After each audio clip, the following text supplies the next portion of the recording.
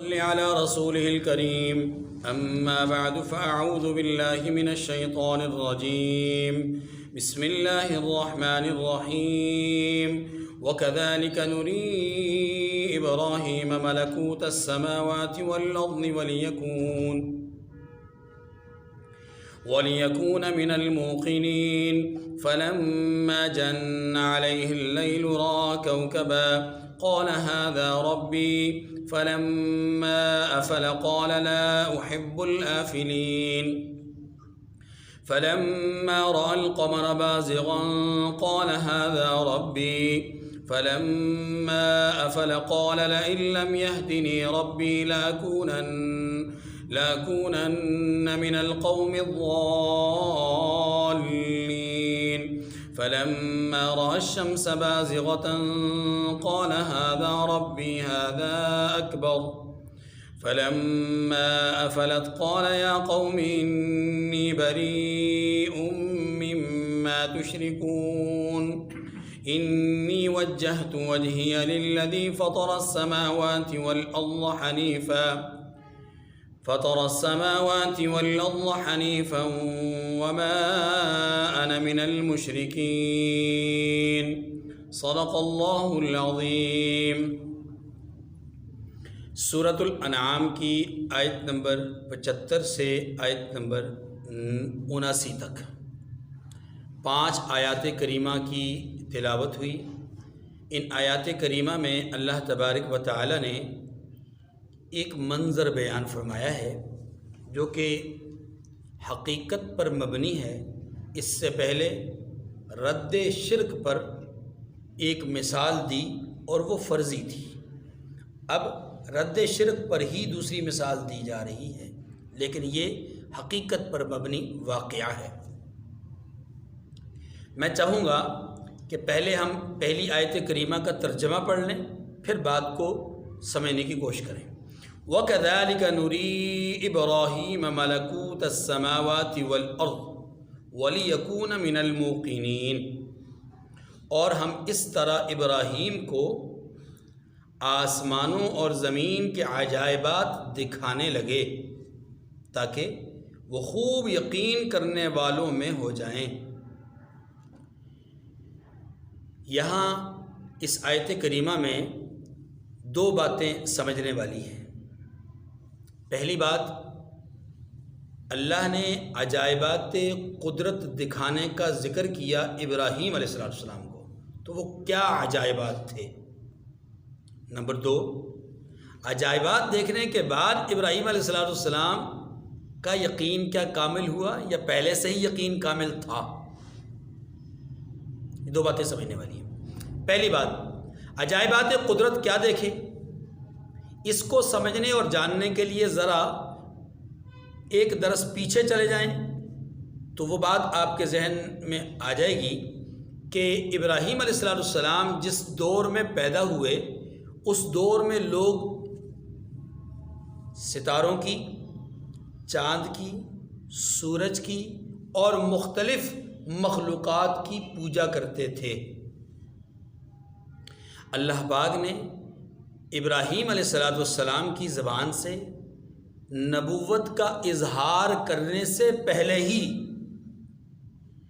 شرک کی تردید کروائی، اور ابراہیم علیہ السلام اعلان نبوت سے پہلے ہی اپنی قوم کے سامنے، اپنے والد، اپنے گھر، اپنے دیگر اعزاء اقارب رشتہ داروں کے سامنے شرک کی تردید کرتے رہے مختلف انداز میں۔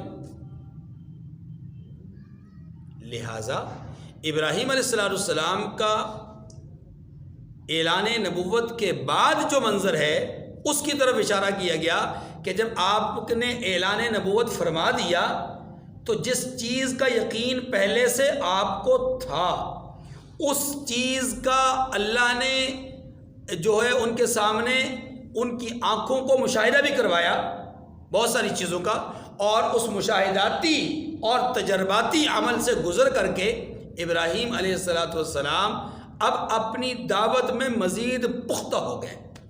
گو کہ آپ کی دعوت یا آپ کا دعویٰ پہلے سے ہی رد شرک کا تھا، توحید کو ثابت کرنے کا تھا، لیکن اب اس توحید کے اس بات میں ان کے مشاہدات بھی شامل ہو گئے. اور یاد رکھیے کسی چیز کو بغیر دیکھے سمجھ لینا، جان لینا، یہ یقین ہوتا ہے، لیکن اس یقین میں مزید اضافہ تب ہوتا ہے کہ جب انسان اپنی آنکھ سے دیکھ لے. ایک بندہ مومن کو رحمت دو عالم صلی اللہ علیہ وسلم کے تمام فرامین پر یقین ہے، لیکن جب قیامت کا دن ہوگا، جنت میں انسان جائے گا اور اسے اس کی دعاؤں کے بدلے میں جو صلہ جنت میں ملے گا، جو دعائیں قبول دنیا میں نہیں ہوئی ان کا جب صلہ جنت میں اس کو ملے گا، تو اس وقت وہ کہے گا اے کاش دنیا میں میری کوئی دعا قبول نہ ہوتی. یقین تو اسے دنیا میں بھی ہے کہ میری ہر دعا کا صلہ رب دیتے ہیں، لیکن جب اپنی آنکھوں سے اس صلے کو دیکھے گا نا تو پھر حسرت کرے گا کاش کہ دنیا میں کوئی دعا قبول نہ ہوتی اور ساری دعائیں یہیں کے لیے ذخیرہ ہو جاتی. ایسی بہت ساری باتیں، ایسی بہت ساری چیزیں کہ جن کو ہم مانتے ہیں، یقین بھی رکھتے ہیں، ایمان بھی، لیکن ان کا مشاہدہ نہیں. تو مشاہدہ نہ ہونے کے نتیجے میں ان کا یقین اور مشاہدہ ہو جانے کے بعد کے یقین میں فرق ہے. یہی وجہ ہے شاید کہ ابراہیم علیہ السلام ہی کے واقعے میں ہم سورہ بقرہ میں پڑھ چکے کہ ابراہیم علیہ السلام نے اللہ تبارک و تعالیٰ کی دربار میں فریاد کی، رب ارینی کیف تحیی الموتى، پروردگار مجھے مردوں کو زندہ کرنے والی کیفیت دکھا کہ یہ مردوں کو زندہ کیسے کرے گا تو، وہ منظر میں دیکھنا چاہتا ہوں. قال ولم تؤمن، ابراہیم کیا آپ کا ایمان نہیں؟ آپ اس بات پر ایمان نہیں رکھتے؟ یا اللہ ایمان تو ہے، ولکن لیطمئن قلبی. ایمان، مشاہدہ، اپنی آنکھوں سے دیکھنا، یہ ساری چیزیں اگر اکٹھی ہو جائیں تو میرا اطمینان قلب بڑھ جائے گا. ایمان تو ہے، دل تو مانتا ہے، نہ صرف مانتا ہے بلکہ اس کا اظہار بھی کرتا ہوں، لوگوں کو بھی یہی کہتا ہوں، لیکن اپنی آنکھوں سے دیکھ لوں گا تو اطمینان قلب بڑھ جائے گا اور یقین کے ساتھ بات کہہ سکوں گا. آپ کو آپ کے مرشد نے، آپ کے استاد نے، آپ کے والد نے، آپ کے بزرگوار نے ایک خبر سنائی کہ فلاں جگہ یہ حادثہ پیش آیا، آپ نے مان لیا ایسا ہوا، لیکن پھر آپ دوڑے چلے گئے وہاں منظر کو دیکھنے کے لیے. جب آپ نے اپنی آنکھوں سے وہ منظر دیکھا، اس حادثے کو، اس واقعے کو دیکھا، تو آپ کے اب بیان کرنے میں اور سنی سنائی ہوئی بات کو بیان کرنے میں زمین آسمان کا فرق ہے. یہی مسئلہ ہے. اب وہ عجائبات قدرت کیسے دکھائے، اب اس کو سمجھیے گا. عجائبات قدرت دکھانے کا معنی یہاں سمجھانا ہے، تفہیم ہے. عجائبات قدرت کی کیا ہے؟ تفہیم ہے. اس تفہیم کی مثالیں آگے آ رہی ہیں کہ آپ نے ستاروں کو دیکھا، آپ نے چاند کو دیکھا، آپ نے سورج کو دیکھا اور دیکھ کر کے کچھ تبصرے کیے اور پھر رد کیا. پہلے لوگوں کو اپنی طرف مائل کیا، پھر ان کے عقیدے کو رد کیا. یہ ساری چیزیں کیا ہے؟ اس قدرتی عجائبات کو سمجھانا ہے. یہ سمجھانے کا کرنا ہے. تو یہاں دکھانے سے مراد سمجھانا ہے کہ اللہ نے ابراہیم علیہ السلام کو ساری بات سمجھا دی. پہلی بات ختم. دوسری بات، کیا ابراہیم علیہ السلام کا پہلے سے ایمان نہیں تھا کہ جو اللہ نے فرمایا کہ عجائبات قدرت دکھا دیے تو یقین ان کا بڑھ گیا، وہ یقین کرنے والوں میں سے ہو جائے؟ کیا پہلے سے وہ یقین کرنے والوں میں نہیں تھے؟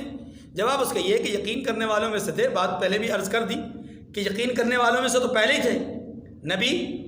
نبی پیدائشی طور پر موحد ہوتے ہیں. نبی کی زندگی میں کبھی شرک کا تصور بھی نہیں ہوتا، شرک کا تصور بھی نہیں ہوتا، نہ اعلان نبوت سے پہلے نہ اعلان نبوت کے بعد. پھر ابراہیم علیہ السلام کے یقین میں اضافے کا مطلب بڑا واضح ہے کہ آپ کے اطمینان قلب کی طرف اشارہ ہے تاکہ آپ اپنی دعوت میں یکسو ہو کر کے. اسی لیے قرآن پاک بار بار ان کے لیے لفظ کیا استعمال کرتا ہے؟ حنیفہ حنیفہ حنیفہ.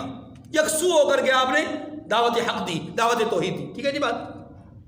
اب اگلی بات، جو آگے 4 آیات کریمہ ہیں ان میں اللہ تبارک و تعالیٰ نے وہ مناظر بیان فرمائے کہ جو عجائبات قدرت سے تعلق رکھتے ہیں. یعنی قدرتی مناظر کو سمجھانے کا جو ایک طریقہ تھا وہ ہے. پہلا کیا ہے؟ فلما جن علیہ اللیل رأى کوکبا قال هذا ربی فلما افل قال لا احب الآفلین۔ وہ عجائبات کی قدرت کیا ہے؟ فرمایا جب رات نے ان کو پردہ تاریکی سے ڈھانپ لیا، فلما جن علیہ اللیل، جب رات پوری طرح چھا گئی ان پر، رأى کوکبا، ایک ستارہ دیکھا انہوں نے، یعنی ابراہیم نے علیہ السلام، انہوں نے ایک ستارہ دیکھا، قال ھذا ربی، کہنے لگے یہ میرا پروردگار ہے۔ ترجمے پہ غور کیجیے گا، میں بعد میں اہم ترین بات کرنے لگا ہوں۔ قال ھذا ربی، کہنے لگے یہ میرا رب ہے، پروردگار ہے۔ فلما افلا، جب وہ غائب ہو گیا، زوال پذیر ہو گیا، قال لا احب الآفلین، مجھے غائب ہو جانے والے پسند نہیں ہیں۔ ترجمہ پڑھ لیا آپ نے، اب سوال سمجھیے گا۔ سوال یہ ہے، ابراہیم علیہ السلام موحد ہیں، بلکہ آپ کو کہا جاتا ہے آپ امام الموحدین ہیں۔ تو ابراہیم علیہ السلام کے بارے میں اللہ فرماتے ہیں کہ جب رات کی تاریکی چھا گئی، ایک ستارے کو دیکھا، کہنے لگے یہ میرا رب ہے۔ اب یہ تو بظاہر یوں لگتا ہے جیسے نظریہ ارتقاء ہے۔ کیا مطلب ہوا؟ کہ فکروں کا ارتقاء فکر بڑھتی جا رہی ہے، یعنی ایک چیز پہ پہلے غور کیا، غور کرنے کے بعد اس کے کسی نتیجے پہ پہنچے، کسی نقطے پہ پہنچے، اور پھر نقطے پہ پہنچ کر کے اس سے کوئی نتیجہ اخذ کیا۔ پہلے غور کیا چمک دمک پر، اب جب چمک دمک نظر آئے کہ یہ زمین اور دیگر چیزوں سے اس کی چمک دمک زیادہ ہے، تو پھر ایک فکر پیدا ہوئی کہ کہیں یہ رب تو نہیں، اتنی چمک دمک جو ہے یہ رب تو نہیں کہیں۔ اب جب اس فکر تک پہنچے تو ساتھ ہی نتیجہ اخذ کر لیا کہ یہی رب ہے، یہی رب ہے۔ اس کو کہتے ہیں فکر کا ارتقاء، سوچ کا بڑھنا، سوچ کا بلندی کی طرف جانا۔ کہ کیا ابراہیم علیہ السلام کا یہ جو واقعہ ہے، یہ جو منظر ہے، کیا ابراہیم علیہ السلام کے نظریہ یا نظر یا فکر کی ارتقاء تھی؟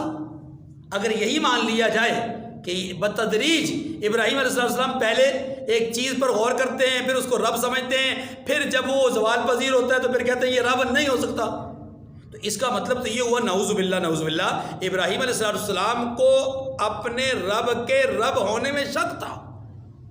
ایک چیز کو دیکھا اس کو رب مان لیا، پھر چاند کو دیکھا اس کو رب مان لیا، پھر سورج کو دیکھا اس کو رب مان لیا، پھر یہ ساری چیزوں کو بدلتے بدلتے نظریہ اینڈ یہ ہوا کہ نہیں یہ رب نہیں ہو سکتے، رب تو کوئی اور ہے۔ بس ماری، یعنی گویا کہ ایک چیز کو دیکھ کر اگر آپ کہتے ہیں کہ جی یہ رب ہے تو اس کا مطلب ہے کہ آپ کو اصل رب میں شک ہے، آپ رب کو پہچان ہی نہیں سکے۔ تو کیا نعوذ باللہ ابراہیم علیہ السلام رب کو پہچان نہیں سکے؟ یہاں بہت سارے لوگوں نے یہی معنی لیا ہے کہ آپ کی فکر میں ارتقاء پیدا ہوا، آپ آہستہ آہستہ اوپر گئے اور جاتے جاتے چیزوں پر غور کرتے گئے یہاں تک کہ پھر ایک نتیجہ آپ نے اخذ کیا کہ نہیں یہ ساری چیزیں کچھ بھی نہیں ہے، اصل تو رب کوئی اور ہے۔ یعنی پہلے گویا کہ اس نظریے کے اندر کیا خرابی کیا ہے؟ خرابی یہ ہے کہ اس نظریے کے تحت ابراہیم علیہ السلام ہوں یا کوئی اور نبی، ان کی فکر میں شک پیدا ہوتا ہے۔ اور یاد رکھیے نبی کی فکر میں کبھی شک نہیں ہو سکتا، کیونکہ نبی کا نظریہ ٹھوس ہوتا ہے، نبوت کے اعلان سے پہلے بھی اور نبوت کے اعلان کے بعد بھی۔ نبوت کا نبی کا جو نظریہ ہوتا ہے وہ بالکل کیا ہوتا ہے؟ مضبوط، مستحکم اور ٹھوس ہوتا ہے۔ تو پھر یہ اللہ پاک نے کیسی بات کی ہے؟ بظاہر تو بات درست معلوم ہو رہی ہے کہ جنہوں نے کہا کہ آپ نے آہستہ آہستہ سوچا اور یوں آگے بڑھتے گئے، پھر واپس آئے پلٹے، گویا نعوذ باللہ پہلے آپ شرک کی طرف گئے پھر توحید کی طرف آئے، معنی مفہوم یوں ہی نکلتا ہے نا۔ تو کیا یہ بات درست ہے؟ جواب اس کا یہ ہے کہ بالکل نہیں۔ اس کو سمجھنے کے لیے ذرا آپ تھوڑا سا ایک اصطلاح کو سمجھیے۔ مناظرے میں ایک اصطلاح آتی ہے، اس کو کہتے ہیں ارخاء عنان۔ اردو میں اس کا ترجمہ کر دیتا ہوں یا مفہوم بیان کر دیتا ہوں، کسی کی لگام کو ڈھیلا کر دینا، کسی کی لگام کو ڈھیلا کر دینا، چھوڑ دینا اس کو۔ لگام آپ نے پکڑی ہوئی ہاتھ میں لیکن ڈھیلی کر کے، گڈی چڑھانے والے لوگ اس بات کو بڑی بخوبی سمجھ سکتے ہیں، یعنی کہ وہ جب گڈی اوپر چڑھاتے ہیں پھر ڈور کو ڈھیلا چھوڑ دیتے ہیں اور ارد گرد کے لوگ کیا سمجھتے ہیں؟ پتنگ کٹ گئی ہے، اور پھر سب اپنے اپنی جو پتنگیں اس طرح گھماتے ہیں یا دوڑتے ہیں، یہ لوگ بھی کرتے ہیں، پھر اچانک کیا کرتا ہے؟ یہ یکدم کھینچتا ہے، وہ سارے کے سارے دیکھتے رہ جاتے ہیں۔ توجہ، ارخاء عنان کا معنی باغ ڈور ڈھیلی کر دینا، لگام چھوڑ دینا، ڈھیلی کر دینا۔ اب سمجھیے، جب دو مناظر آپس میں بیٹھتے ہیں، کسی نقطے پر کسی بات پر مناظرہ کرتے ہیں، تو ایک اس میں اصطلاح یہ ہے، یہ اس اصطلاح کا مطلب یہ ہے کہ ایک مناظر دوسرے مناظر پر بازی مارنے کے لیے کیا کرتا ہے کہ وقتی طور پر اس کی بات کو کسی درجے میں قبول کر لیتا ہے، بھائی چل تیری صحیح، ایک منٹ کے لیے مان لے تو تیری صحیح، بات سمجھ رہے نا؟ اسے کہتے ہیں ارخاء عنان، کہ پہلے ایک چیز کو تسلیم کر لینا اور تسلیم کر کے پھر اسی چیز کو اس کے اوپر بطور رد کے پھینک دینا، اسی چیز کو بطور دلیل بنا کر کے پیش کرنا، اور جو مناظر ہے اس کو مسکت جواب دینا اور اس کا منہ بند کر دینا، اسے کہتے ہیں ارخاء عنان۔ اتنی بات سمجھ گئی؟ اب ان آیات کو سمجھیے۔ ان آیات کریمہ میں ابراہیم علیہ السلام نے انداز بالکل ارخاء عنان والا اختیار کیا۔ کیسے؟ تم کہتے ہو ستارے، تم ان ستاروں کی پوجا کرتے ہو سکتا ہے یہ 3 الگ الگ نشستیں ہوں اور الگ الگ اوقات اور زمانے ہوں۔ ایک نشست، ایک زمانہ ان لوگوں کے ساتھ نشست کا ہو کہ جو ستارہ پرست ہیں، وہ کہتے تھے ستاروں میں سب کچھ ہے، ستارے اصل ہیں، ستارے ہی مؤثر بالذات ہیں۔ اب ابراہیم علیہ السلام انہی کی بات کو لے کر کے چلو تمہاری مان لیتے ہیں، ستارے ہی سب کچھ ہیں۔ پھر ایک بات بتاؤ، ان کی چمک دمک اپنی جگہ پر، ان کی تاثیر بھی تمہارے بقول اپنی جگہ پر، لیکن یہ بتلاؤ کہ جس کے ساتھ محبت کی، یعنی جو رب ہوتا ہے، کیا اس سے محبت نہیں کی جاتی؟ محبت تو کی جاتی ہے۔ تو محبت کیا ایسی چیز کے ساتھ کی جائے گی جو زوال پذیر ہو، یا ایسی چیز کے ساتھ کی جائے گی کہ جو پائیدار ہو، جو مضبوط ہو، جو مستحکم ہو؟ اب لازماً وہ یہی جواب دیں گے کہ زوال پذیر چیز، کمزور چیز کے ساتھ تو محبت نہیں کی جا سکتی۔ تو پھر اس کا مطلب یہی ہوا کہ جن ستاروں کی تم پوجا کرتے ہو یہ تو زوال پذیر ہیں، دیکھو اپنی آنکھوں سے ذرا دیکھو تو صحیح۔ اسے کہتے ہیں ارخاء عنان، کہ مخالف کی بات کو لے کر کے پھر اسی بات کو اس کے منہ پر چپیڑ کے طور پہ مار دینا۔ ابراہیم علیہ السلام نے، یاد رکھیے کہ یہ جو جملہ کہا نا کہ ھذا ربی، یہ میرا رب ہے، یہ ابراہیم علیہ السلام نے اپنے کلمات نہیں کہے، اپنے لیے ربوبیت کا دعویٰ نہیں کیا کہ یہ میرا رب ہے، بلکہ یہ ایسے ہی ہے کہ بھائی تیری مان لیتے ہیں، تو کہتا ہے میرا رب ہے تو مان لیتے ہیں۔ اس کو ایک اور انداز میں بھی آپ سمجھ سکتے ہیں، اور وہ یہ ہے کہ ایک خطیب تقریر کرتے ہوئے جب کسی چیز کو بیان کرتا ہے تو بعض اوقات وہ اس چیز کو اپنے اوپر منطبق کر کے، ہوتا وہ معاشرے کے اندر ہے، وہ خرابی یا وہ برائی، وہ گناہ یا وہ جرم ہوتا معاشرے کے اندر ہے، لیکن اس کو اپنے اوپر بیان کرتے ہوئے اپنے اوپر منطبق کر کے بیان کرتا ہے کہ بھائی میں اگر زنا کروں، میں اگر شراب پیوں، میں اگر یوں کروں تو مجھے یہ سزا ملے گی، مجھے یہ ہوگا، میں یہ بات ہماری۔ اس کا مقصد قطعاً یہ نہیں ہوتا کہ وہ مجرم ہے، اس کا مطلب یہ ہوتا ہے کہ جناب میں سے مراد ہر انسان یہ سوچے، ہر انسان یہ غور کرے کہ اگر میں شراب پیوں گا تو مجھے 80 کوڑے لگائے جائیں گے، میں اگر شراب پیوں گا قیامت کے دن رسوا کیا جاؤں گا، میں اگر زنا کروں گا تو قیامت کے دن منہ کا سیاہ کیا جائے گا میرا۔ بات ہماری یہ ہے انداز، اور اس انداز کو بھی خطیبانہ انداز کہتے ہیں۔ اور حضرت ابراہیم علیہ السلام اس مجلس میں بطور خطیب، بطور مقرر گفتگو فرما رہے تھے، اور آپ نے خطیبانہ انداز میں فرمایا کہ دیکھ بھائی، یہ جو ابھرتا ہوا ستارہ ہے، ایک آدمی کہہ سکتا ہے کہ یہ ابھرتا ہوا ستارہ یہ میرا رب ہے، لیکن اسے سوچنا چاہیے کہ آج تو ابھر رہا ہے، ابھی تو ابھر رہا ہے، ابھی کچھ لمحات تک تو یعنی ابھرتا رہے گا، چمکتا رہے گا، لیکن کچھ لمحات کے بعد جب یہ فنا ہو جائے گا، زوال پذیر ہو جائے گا، غروب ہو جائے گا، چھپ جائے گا، تو تب کیا بنے گا؟ جب اس کی تمک دمک کدھر جائے گی؟ اس کے معلوم ہوا کہ کچھ لمحات کے لیے چمکنا اور پھر چھپ جانا، کچھ لمحات کے لیے نمودار ہونا پھر چھپ جانا، کچھ لمحات کے لیے ظاہر ہونا اور پھر چھپ جانا، یہ اس کا مطلب ہے کہ اس کا اپنا ذاتی اختیار نہیں ہے، یہ کسی کا حکم مان رہا ہے، یہ نوکر ہے، یہ چاکر ہے۔ اور نوکر تو بڑا نہیں ہو سکتا، نوکر تو بڑا تو وہ ہے جس نے آرڈر دیا ہے۔ فلما جن علیہ اللیل رأى کوکبا، جب رات نے ان کو تاریکی سے ڈانپ لیا تو آسمان میں ایک ستارہ نظر پڑا، یعنی یہ چونکہ ظاہر ہے پہلی دفعہ تو نہیں ہوا، ورنہ اگر یہ بات ہوتی، توجہ، اگر یہ بات ہوتی کہ ابراہیم علیہ السلام نے اس کو اپنا رب کہا ہے تو زندگی کے 40-42 سال پہلے گزر چکے تھے، کیا پہلی دفعہ انہوں نے ستارہ دیکھا تھا؟ یہی اس بات کی علامت ہے کہ آپ نے اپنا رب نہیں کہا، آپ نے تو اہل مجلس کو مخاطب کیا کہ بھائی تو کہتا ہے میرا رب ہے۔ اللہ اکبر۔ قال ھذا ربی، فرمانے لگے کہ یہ میرا رب ہے، یعنی بطور وضاحت فرمانے لگے کہ عقیدہ رکھنے والا کہتا ہے کہ یہ میرا رب ہے، جب وہ غائب ہو گیا تو کہنے لگے مجھے غائب ہو جانے والے پسند نہیں۔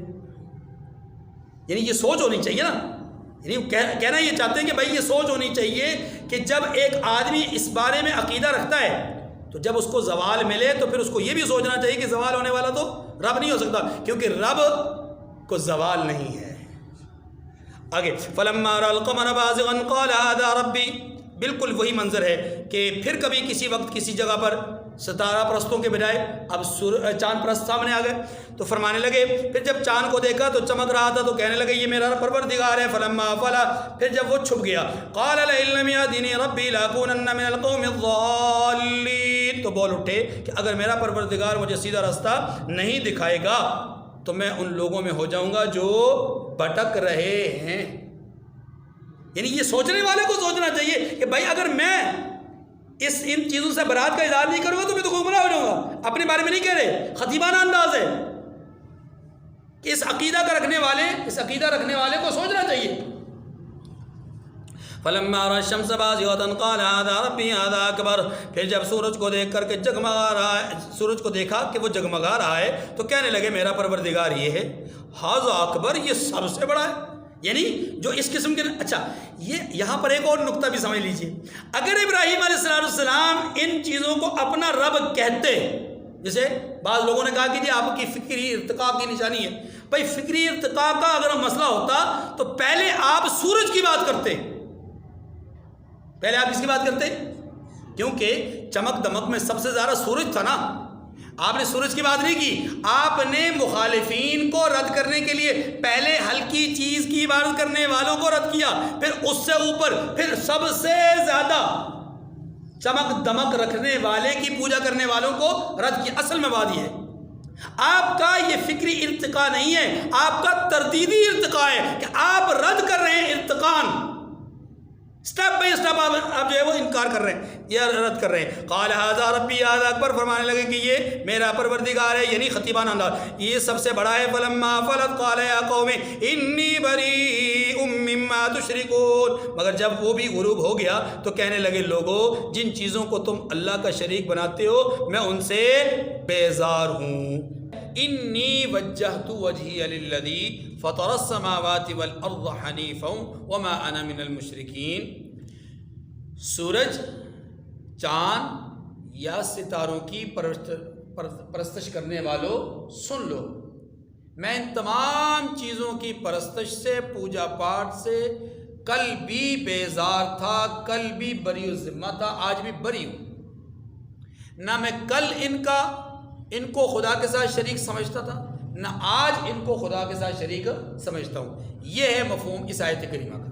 انی وجہت وجہی للذی، میں نے سب سے یکسو ہو کر اپنے تئیں اسی ذات کی طرف متوجہ کر لیا، یعنی خود کو اللہ کی طرف متوجہ کر لیا جس نے آسمانوں اور زمینوں کو پیدا کیا ہے، اور میں مشرکوں میں سے نہیں ہوں۔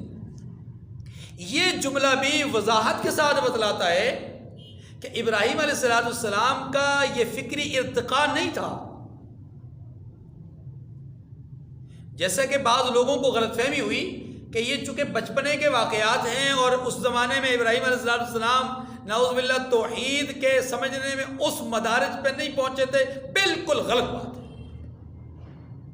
نبی نبوت سے پہلے بھی موحد ہوتے ہیں، اعلان نبوت کے بعد بھی موحد ہوتے ہیں۔ اور ویسے بھی یہ جو جملہ ہے، یہ جملہ اور آگے آنے والے جملے واضح طور پہ بتلاتے ہیں کہ ابراہیم علیہ السلام یہاں تبلیغی انداز اختیار کیے ہوئے ہیں، اور تبلیغ وہی کرتا ہے جو اعلان نبوت کر چکا ہو۔ اعلان نبوت کے بعد ہی تبلیغ کا حکم ہوتا ہے نا، یا ایھا الرسول بلغ ما انزل الیک من ربک، اے ہمارے رسول جو آپ کے پاس وحی آئی ہے اسے آگے پہنچاتے رہیے، تبلیغ دین۔ وَحَاجَّهُ قَوْمُهُ، اس پہلی آیت میں یعنی آیت نمبر 79 میں ابراہیم علیہ السلام شرک سے بیزاری کا اظہار فرماتے ہیں کہ میں کل بھی بیزار، آج بھی بیزار۔ اب آیت نمبر 80 سے آیت نمبر 82 تک حالات یہ ہیں، توجہ، حالات یہ ہیں کہ ابراہیم علیہ السلام جب قوم کے سامنے کھڑے ہو کر کے اعلان برات کرتے ہیں تو ظاہر ہے بچے کے ساتھ تو لوگ دشمنی نہیں کر سکتے، یہ بھی ایک نقطہ سمجھیے، بچے کے ساتھ لوگ دشمنی نہیں کرتے، دشمنی ہوتی ہے سمجھدار، ذی شعور، عقل اور فہم کے مالک انسان کے ساتھ، اور انسان سطح جو تفہیم ہے اس کی بلندیوں کو چھوتا ہے یا عقل کی بلندیوں کو پہنچتا ہے عمر کے 40ویں سال میں۔ جب انسان کی عمر 40 سال ہوتی ہے تو انسان عقل کے اعتبار سے، فہم کے اعتبار سے مکمل ہو جاتا ہے۔ شاید یہی وجہ ہے کہ رب ذوالجلال اعلان نبوت 40 سال کی عمر میں کرواتے ہیں۔ اب جب کہ ابراہیم علیہ السلام لوگوں کے سامنے برات کا اظہار فرما رہے ہیں، اگر آپ بچے تھے، آپ نظر اور فکر کے ارتقائی مراحل طے کر رہے تھے تو لوگ پھر آپ کے دشمن نہ بنتے، لیکن قرآن بتلاتا ہے کہ ابراہیم علیہ السلام کے اس اعلان برات کے بعد قوم آپ سے جھگڑ پڑی، قوم نے آپ سے اختلاف کیا اور شدید ترین اختلاف کیا، دھمکیاں دی، ڈرایا، آپ کو دھمکایا۔ اور یہ ایک بات ذہن نشین فرما لیجئے کہ تمام باطل قوتوں کا ایک وتیرہ ہے، اور وہ یہ کہ اہل حق کو وہ قبول نہیں کرتے، لیکن جب کوئی حق والا ان کے سامنے آتا ہے تو اس کے ساتھ جو ان کا معاندانہ رویہ ہوتا ہے وہ کچھ اس طرح کا ہوتا ہے کہ سب سے پہلے صاحب حق کو، اعلان حق کرنے والے کو مذاق کا نشانہ بناتے ہیں، اس کی شخصیت کو، اس کے وجود کو، اس کے وضاقتہ کو مذاق کا نشانہ بناتے ہیں۔ اگر اس سے وہ آدمی حق گوئی سے باز نہیں آتا تو پھر اگلا مرحلہ یہ اختیار کرتے ہیں کہ اسے کچھ لالچ دیتے ہیں، کچھ نہ کچھ لالچ دیتے ہیں۔ اگر اس مرحلے سے بھی وہ حق گوئی سے باز نہیں آتا تو نمبر 3 اسے ڈراتے ہیں، دھمکی دیتے ہیں، بچے اٹھوا لیں گے، بیوی کو بیوہ کروا دیں گے، اور تمہارا گھر جلا دیں گے، اور تمہارے خاندان کو تباہ کر دیں گے، اور یہ ہو جائے گا، اور وہ ہو جائے گا، اور وہ ہو جائے گا، ٹھیک ہے۔ اور جن کی مخالفت وہ حق والا کر رہا ہوتا ہے، یعنی معبودان باطلہ کی، ان معبودان باطلہ سے ڈراتے ہیں، دیکھو یہ تمہارا کچھ نہیں چھوڑیں گے، تمہارا ستیہ ناز کر دیں گے، تمہارا جو ہے وہ نام و نشان مٹا، تمہیں رات کو خواب میں ڈرا دیں گے، تمہیں تباہ و برباد کر دیں گے، مختلف قسم کے ڈراوے دلاتے ہیں۔ لیکن جب ان سے بھی مسئلہ حل نہیں ہوتا تو پھر چوتھا اور آخری مرحلہ یہ ہوتا ہے کہ باطل اپنی پوری طاقت اور قوت کا استعمال کرتا ہے۔ آپ دیکھیے روز اول نوح علیہ السلام سے لیجئے اور رسول اللہ صلی اللہ علیہ وسلم تک آپ سیرت انبیاء کا مطالعہ کیجئے، پھر رسول اللہ صلی اللہ علیہ وسلم کے بعد سے لے کر کے آج تک سیرت طیبہ کے بعد تاریخ اسلام کا مطالعہ کیجئے تو آپ کو تمام ادوار میں یہی مراحل نظر آئیں گے۔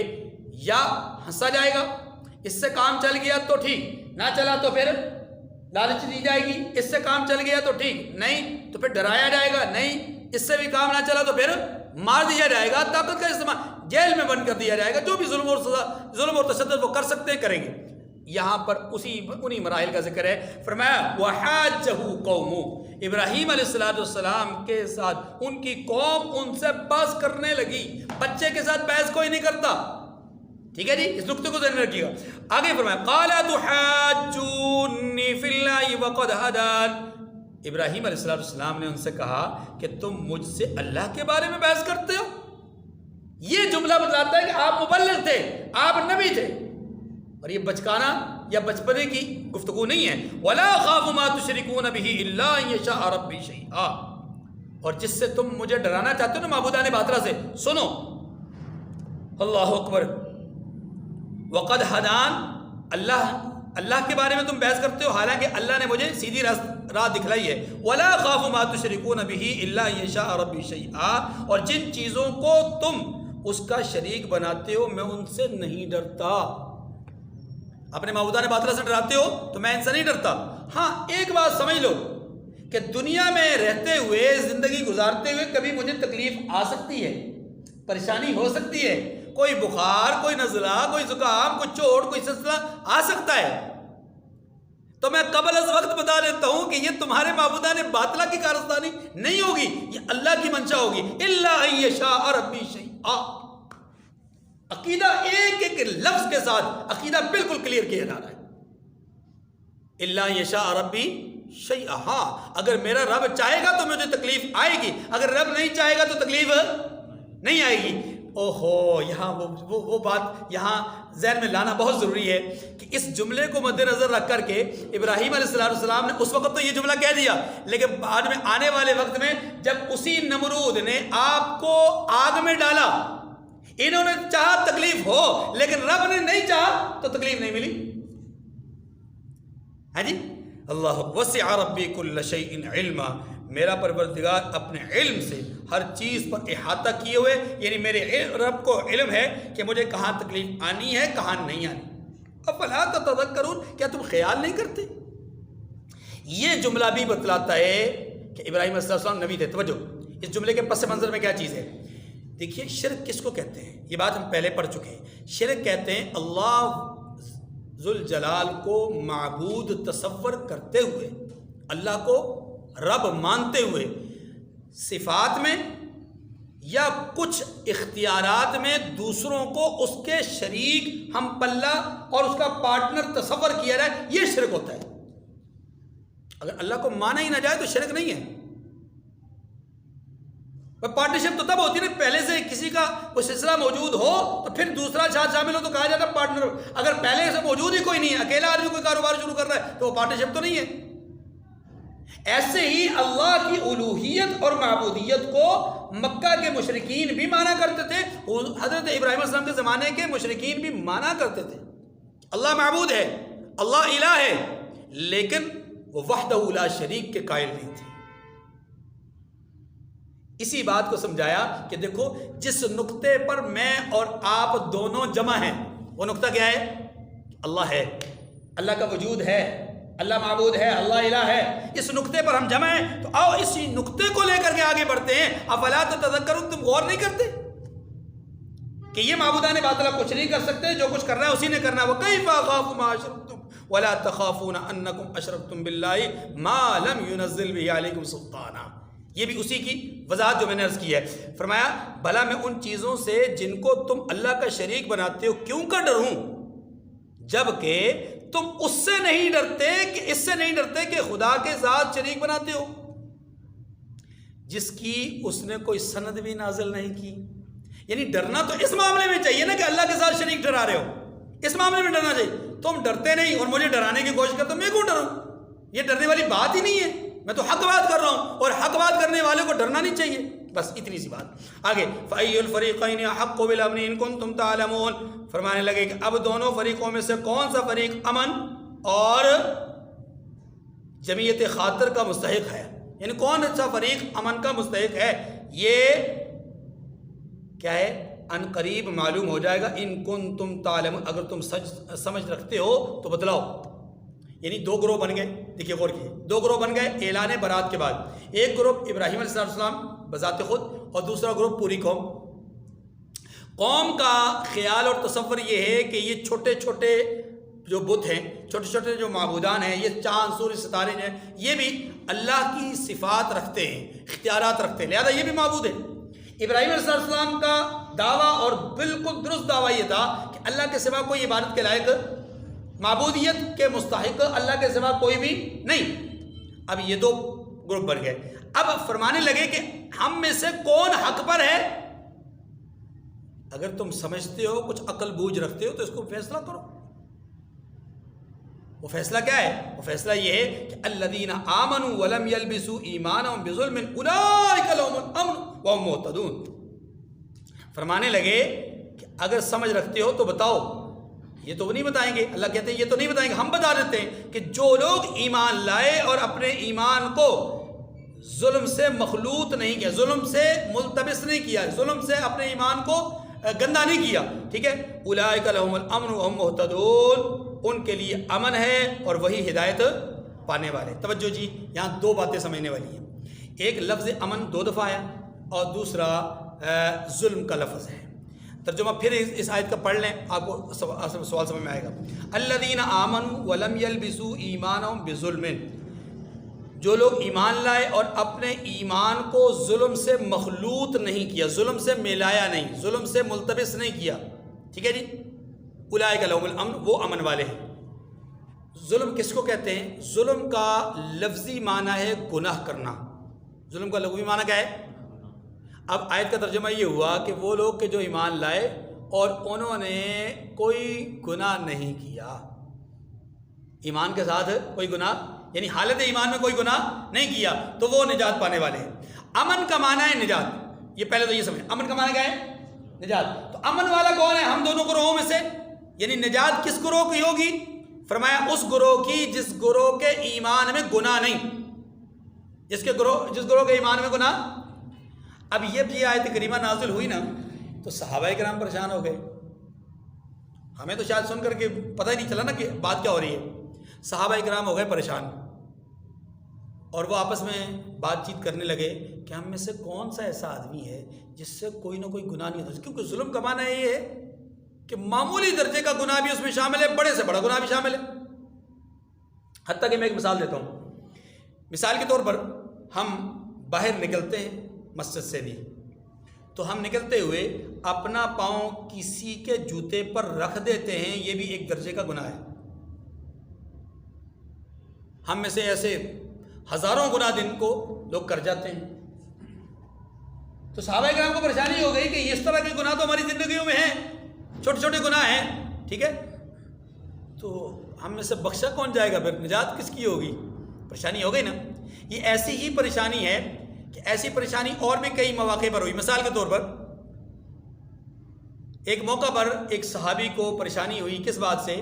کہ سحری کا آخری وقت کیا ہے۔ تو انہوں نے قرآن پاک کی آیت کریمہ کو مد نظر رکھا، حتی یتبین لکم الخیط الابیض من الخیط الاسود من الفجر، تو من الفجر پر غور نہیں کیا اور وہ خیط ابیض اور خیط اسود کو انہوں نے مد نظر رکھا کہ سفید اور سیاہ دھاگا جب تک یہ دونوں کی رنگتیں جدا جدا نہ ہو جائیں اس وقت تک کھاتے پیتے رہو۔ تو انہوں نے دونوں قسم کے دھاگے تکیے کے نیچے رکھ دیے۔ صحابی رسول ہیں، عربی دان ہیں، ہاں جی، فصاحت اور بلاغت کا زمانہ ہے، تکیے کے نیچے دونوں دھاگے رکھ دیے۔ اب وہ اسی چکر میں انہیں کو دیکھتے رہے اور ادھر سے اذانوں کی آواز کیا کہ بلکہ سورج نمودار ہونا شروع ہو گیا، یعنی سفیدی بالکل باہر پھیل گئی۔ اوہو، اللہ کے رسول کے پاس حاضر ہوئے، یا رسول اللہ یہ ماجرا ہو گیا ہے میرے ساتھ۔ تو اللہ کے رسول نے فرمایا اذن وسادتک عریضۃ، پھر تو آپ کا تکیہ بہت بڑا تھا کہ اس نے آسمان و زمین کو درمیان میں لپیٹ دیا، کیونکہ یہاں مراد تو دھاگا ہے ہی نہیں، یہاں تو مراد ہے آسمان میں پھیلنے والی سیاہی اور سفیدی۔ دیکھیں ایک شبہ ہوا نا۔ ایسے ہی ایک موقع ایسا آیا کہ سورہ بقرہ کی آخری آیات ہیں، ان تبدو ما فی انفسکم او تخفوہ یحاسبکم بہ اللہ، تمہارے جی میں جو بات ہے اسے تم ظاہر کرو یا چھپاؤ، اللہ ہر صورت میں محاسبہ کریں گے، حساب لیں گے۔ اب صحابہ کرام کو یہاں بھی پریشانی ہوئی کہ وسوسے کس کے دل میں نہیں آتے، خیالات تو آ جاتے ہیں، غلط خیال بھی آ جاتے ہیں، گناہ کا خیال بھی آ جاتا ہے، ممکن ہے کسی ایسی چیز کا خیال آ جائے جو گناہ ہو، اللہ کو ناپسند ہو، رسول کو ناپسند ہو، واخذہ تو ہوگا ہی ہوگا، تو پھر ہم میں سے بچے گا کون؟ واخذہ تو سب کو ہو جائے گا۔ پریشانی ہو گئی۔ ایسے ہی اس آیت کریمہ کے نزول کے بعد بھی پریشانی ہو گئی کہ ہم میں سے کون ہے جس کے زندگی میں گناہ نہیں ہے، کچھ نہ کچھ تو گناہ، کوئی نہ کوئی خطا، کوئی نہ کوئی لغزش تو ہے ہی ہے، کیونکہ معصوم تو صرف انبیاء ہوتے ہیں، انبیاء کے سوا کوئی معصوم ہوتا نہیں ہے۔ پریشانی ہو گئی۔ اسی پریشانی کا اظہار رسول اللہ صلی اللہ علیہ وسلم کے پاس کیا۔ اللہ کے رسول صلی اللہ علیہ وسلم نے اس کا جو جواب ارشاد فرمایا یہاں ظلم سے مراد وہ ظلم ہے جو حضرت لقمان نے اپنے بیٹے کو سمجھایا تھا کہ یا بنی لا تشرک باللہ ان الشرک لظلم عظیم، بیٹے شرک نہ کرنا کیونکہ شرک بہت بڑا ظلم ہے۔ تو یہاں اس آیت کریمہ میں مراد کیا ہے کہ وہ لوگ نجات پائیں گے جن کے ایمان میں شرک نہیں ہوگا، جن کے ایمان میں شرک۔ اچھا، یہاں ایک واقعہ میں عرض کر دوں، اللہ کے رسول صلی اللہ علیہ وسلم کے ساتھ کچھ لوگ تھے، کچھ صحابہ کرام جیسے حضرت حذیفہ رضی اللہ تعالیٰ عنہ اور دیگر حضرات، یہ مدینہ منورہ سے کچھ فاصلے پر حضور کے ساتھ کسی کام سے باہر نکلے، تو آپ صلی اللہ علیہ وسلم نے اور صحابہ کرام نے دیکھا کہ دور سے ایک آدمی آ رہا ہے، گھوڑ سوار ہے، گھوڑے پہ بیٹھا ہوا ہے اور وہ آ رہا ہے۔ آپ علیہ السلام نے فرمایا کہ یہ آپ کے پاس ہی آنا چاہتا ہے، یعنی اپنے ساتھیوں سے کہا کہ ہمارے پاس، آپ کے پاس ہمارے پاس آنا چاہتا ہے۔ کچھ لمحات کے بعد وہ آدمی آ گیا۔ جب وہ پہنچا تو اللہ کے رسول صلی اللہ علیہ وسلم نے فرمایا کہ کہاں کا ارادہ ہے؟ کہا جی میں وقت کے نبی اللہ کے رسول سے ملاقات کرنے کے لیے آیا ہوں۔ وہ جانتا نہیں تھا۔ اللہ کے رسول صلی اللہ علیہ وسلم نے فرمایا کہ پھر تو آپ ٹھیک جگہ پہ پہنچ گئے۔ وہ بھی سمجھ گیا، تو اس نے عرض کی کہ یا رسول اللہ مجھے ایسی تعلیم ارشاد فرما دیجئے کہ میں اس پر عمل کروں تو جنت میں چلا جاؤں۔ تو اللہ کے رسول صلی اللہ علیہ وسلم نے اس کو پہلے تو کلمہ پڑھایا، کلمہ پڑھانے کے بعد اس کو کہا کہ تو نماز قائم کر، اگر تجھ پر زکوٰۃ واجب ہو تو زکوٰۃ ادا کر، سال بھر میں روزے ادا رکھ، اور یہ اہم نکات جو ہے وہ آپ علیہ السلام نے اس کو بتلائے، اور اس نے پلے باندھ لیے اور اس نے کہا کہ یا رسول اللہ اقررت، میں نے ان تمام چیزوں کو مان لیا، اقرار کر لیا، اب میں اس پر عمل کروں گا۔ کچھ واپسی کا رخ کیا، کچھ آگے بڑھا، اور وہاں پر اس کے گھوڑے کو کوئی ٹھوکر لگی اور وہ اس کا گھوڑا بھی گر گیا، سواری بھی گر گئی، اور خود بھی وہ صاحب گرے، اور گرتے ساتھ ہی دم توڑ گئے۔ اللہ کے رسول صلی اللہ علیہ وسلم نے فوراً فرمایا کہ جاؤ بھائی، جا کر کے اپنے ساتھی کی خبر لو۔ جب وہ گئے تو انہوں نے جا کر واپس آ کر عرض کی کہ یا رسول اللہ وہ تو روح پرواز ان کی ہو چکی۔ اللہ کے رسول صلی اللہ علیہ وسلم نے اس وقت ارشاد فرمایا کہ ھذا من الذین لم یلبسوا ایمانہم بظلم، یہ ان لوگوں میں سے ہے کہ جس کے ایمان میں شرک یعنی ظلم نہیں تھا۔ اور پھر ایک اور روایت میں آتا ہے کہ یہ ان لوگوں میں سے ہے کہ جن کا عمل قلیل ہے اور اجر کثیر ہے۔ ظاہر ہے اس کا عمل قلیل تھا، آیا ایمان قبول کیا، واپس گیا، ساتھ ہی دم توڑ گیا، اب عمل کوئی نہیں ہے بظاہر، اور کوئی عمل سوائے ایمان قبول کرنے کے، لیکن اس قلیل عمل نے اس کو کثیر جو ہے وہ اجر عطا کر دیا، اور وہ اجر کیا ہے؟ مرتبہ شہادت پہ فائز ہو کر کے ابدی جنت میں چلے گئے۔ الذین آمنوا ولم یلبسوا ایمانہم بظلم اولئک لہم الامن وہم مہتدون۔ تو معلوم یہ ہوا کہ ابراہیم علیہ السلام نے اپنے ان قوم سے کہا کہ دیکھو ہم دو فریق ہیں، ہم دونوں فریقوں میں سے نجات کون پائے گا؟ وہ نجات پائے گا جس کی زندگی میں شرک نہیں ہوگا۔ اشارہ اس بات کی طرف تھا کہ تم مشرک ہو، میں موحد ہوں۔ اب ظاہر سی بات ہے کہ اگر تم اسی حالت میں رہو گے تو تم ناکام ہو، اور اگر اس حالت سے بدل جاؤ گے، میرے دعوے کے مطابق آؤ گے، تو پھر تم بھی کامیاب ہو سکتے ہو۔ اللہ توفیق عمل نصیب فرمائے۔ وآخر الدعوانا ان الحمد للہ رب العالمین۔